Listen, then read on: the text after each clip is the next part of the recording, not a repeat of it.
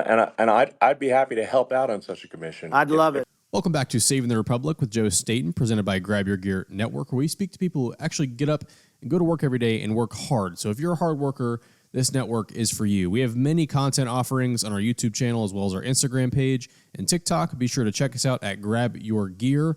Again, TikTok and Instagram at Grab Your Gear, and YouTube as well. We have many types of content, so just about anything you would be interested in, check us out. We got it for you. Now, this episode of Saving the Republic is going to be a special edition episode, and I wanted to talk about just what we just saw, which was Elon Musk hosted Donald Trump in a Twitter space, an X space, which, as some of you know, is an audio conversation where other people can join in. It's like a chat room almost. And this was historic. This was the first time that President Trump has been back on the platform since he tweeted out his mugshot after his indictment and arraignment in Georgia. And so this comes at a pivotal moment in this election cycle. The former president is seemingly losing ground to Kamala Harris in the polls. If you guys have been following, I try to bring you poll updates just about every episode, but Trump has been losing a couple points in just about every poll. There's even some polls showing Kamala with a 3 to 4 point national lead. New poll today in the battleground states showed Kamala leading in every single one of the, quote, blue wall states in the Rust Belt, Michigan, Pennsylvania, and Wisconsin.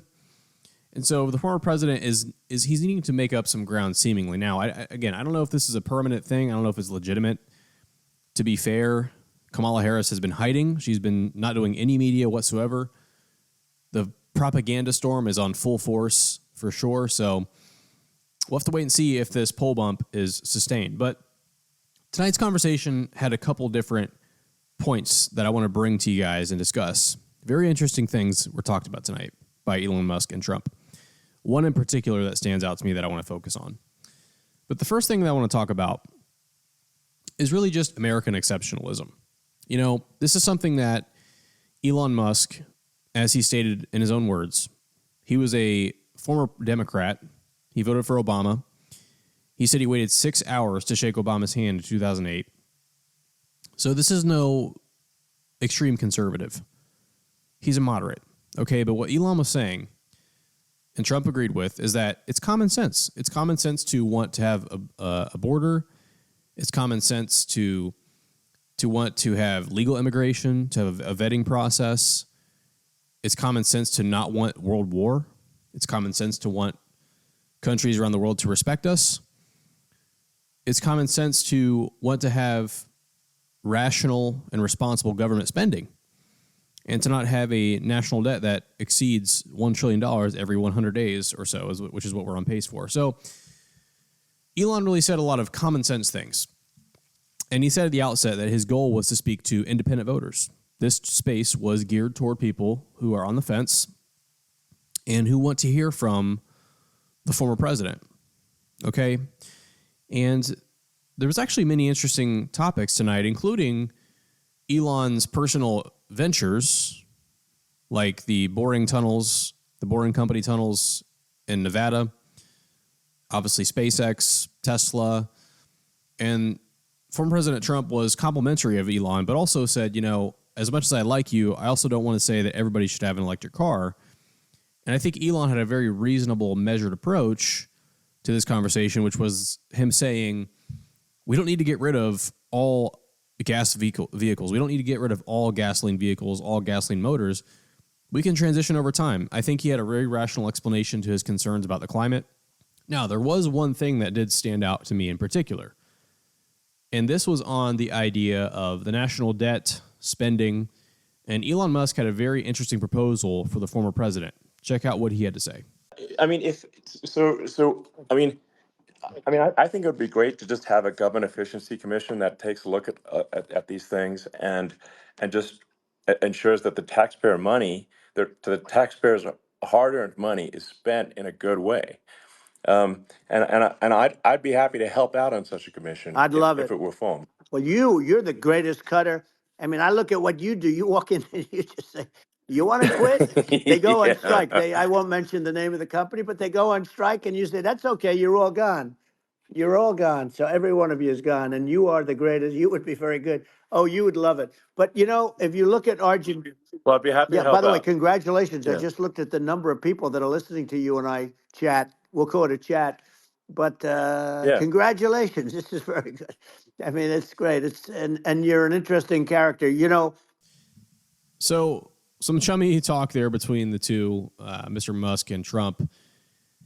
And there were actually over 1 million concurrent listeners, which I've never seen a live stream eclipse a million.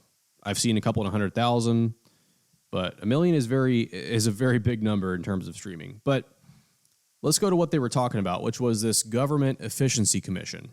And Elon Musk said he would be more than willing to help out, and Trump said he would love it. Okay. And this is a massive deal because as somebody who is conservative, you know, I see on the world stage, one of our greatest threats is our national debt. And to have something like this, to filter out and monitor government spending, would be monumental for our country and our future.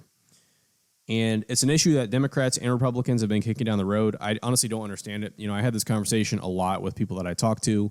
Why are we still sitting here and we have a debt crisis? Why is this not the number one issue in Washington? In fact, several states have in their constitution a requirement to balance the budget. Why do we not have that federally? But let alone, why do we have continual trillion-dollar deficits federally? That to me is very suspect. That to me is very fishy, and it's a huge problem. And this Government Efficiency Commission would be a fantastic idea to help combat that. Now, would it solve the problem completely right off the bat? Probably not. But a great idea from Elon, and really cool to see Trump support that. They also got into some more eccentric ideas, you could say, such as building a base on the moon, building a base on Mars, sending American astronauts to Mars. Trump suggested building an iron dome surrounding the country to the likes of Israel's Iron Dome, and also using all-American labor and materials. So that was good to see. But I think overall, some takeaways from this conversation. I want to keep it brief because I know you guys have probably seen a lot of reporting on this. But the bottom line to me is this. Kamala Harris could not do a 2-hour interview with Elon Musk. The fact that Trump just did this 2-hour-long conversation shows you a couple things. Number one, it shows you he's mentally capable to be president. He had a coherent conversation about various issues for a very long time.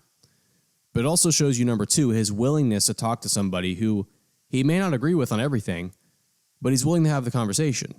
And that's more than you can say about Kamala Harris. To my knowledge, she has yet to do a single interview since being the nominee of the Democrat Party. Joe Biden is sitting. I just saw him today walk into the bushes. He's still the president. Nobody knows what's happening. Kamala Harris is refusing to do interviews. Tim Walz is too busy putting tampons in the boys' bathrooms, repeating the line that he's an E9 command sergeant major when he retired as an E8. So there's no press. And I think the more that Trump gets out here and does this, the more it's going to help him. I think this is a massive boost for his campaign. I think in the end, this will help him quite a bit. I think he needs to keep doing more of this stuff. I don't understand. I want to know what you guys think on this down below in the comments. But why has Trump been off the campaign trail recently? It's been a little bit weird to me, to be honest with you.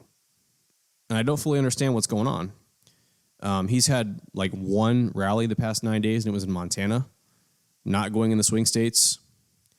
And I know he has a couple here scheduled the next couple days, but it's been really interesting seeing him off the campaign trail. So it's good to see him back on, in some sorts, the campaign trail doing this conversation. But again, I'd love to hear what you guys think down below in the comments. Was this a good conversation? Was it productive? What did you take away from it? What do you think about the Government Efficiency Commission? Let us know in the comment section down below. Now, like I said earlier, all types of content you'd ever want to watch, check out Grab Your Gear on YouTube, Instagram, TikTok, our various social media channels. We have all types of content. We have prep, military, anything you'd want, check us out. If you work hard, this network is for you. Now, with that being said, if you enjoyed this video, make sure you drop a like. As I've said multiple times, leave us your thoughts down below in the comment section, and I will see you next time on Saving the Republic.